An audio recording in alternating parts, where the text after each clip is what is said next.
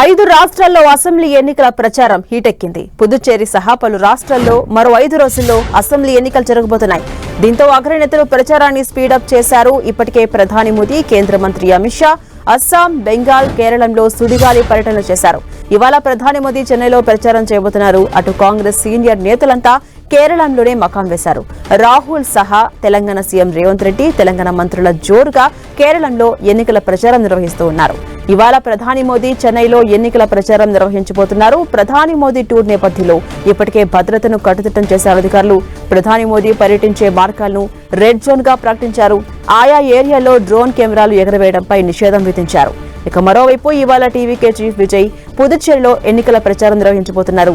ఇప్పటికే చెన్నై నుంచి పుదుచ్చేరి బయలుదేరారు విజయ్. అయితే మరి కాసేపట్లో ఆయన పుదుచ్చేరిలో జరిగే బహిరంగ సభలో పాల్గొనబోతున్నారు. అక్కడ ప్రజలను ఉద్దేశించి ప్రసంగించబోతున్నారు. విజయ్ బహిరంగ సభకు ఇప్పటికే భారీ ఎత్తున ఏర్పాట్లు జరిగాయి. సభా ప్రాంగణానికి ఆయన అభిమానులు కూడా, పార్టీ కార్యకర్తలు కూడా పెద్ద ఎత్తున తరలివచ్చారు. మరోవైపు కేరళంలో ఇవాళ తెలంగాణ డిప్యూటీ సీఎం భట్టి విక్రమార్క ఎన్నికల ప్రచారం చేయబోతున్నారు. కాంగ్రెస్ కూటమి యూడీఎఫ్ తరపున ఆయన ప్రచారం నిర్వహించబోతున్నారు.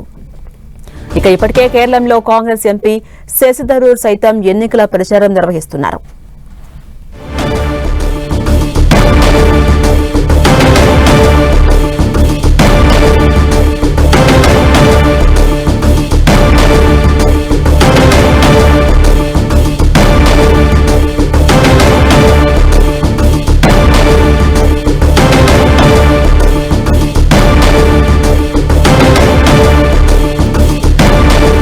ఇటు 5 రాష్ట్రాల్లో అసెంబ్లీ ఎన్నికల ప్రచారం హీటెక్కింది. పుదుచ్చేరి సహా పలు రాష్ట్రాల్లో మరో 5 రోజుల్లో అసెంబ్లీ ఎన్నికలు అయితే జరగబోతున్నాయి. దీంతో అగ్రనేతలంతా ప్రచారాన్ని స్పీడప్ చేశారు. పార్టీలకు అతీతంగా ఎవరి పార్టీలకు సంబంధించి వారంతా కూడా, ప్రధాన నేతలంతా కూడా రంగంలోకి దిగుతూ ఉన్నారు. ఇప్పటికే ప్రధాని మోదీ, కేంద్ర మంత్రి అమిత్ షా కావచ్చు, అటు అస్సాం, బెంగాల్, కేరళంలో సుడిగాలి పర్యటన చేస్తున్నారు.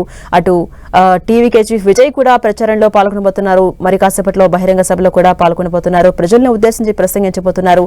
ఆ విజువల్స్ మనం 10 టీవీ స్క్రీన్ పై కూడా చూడొచ్చు.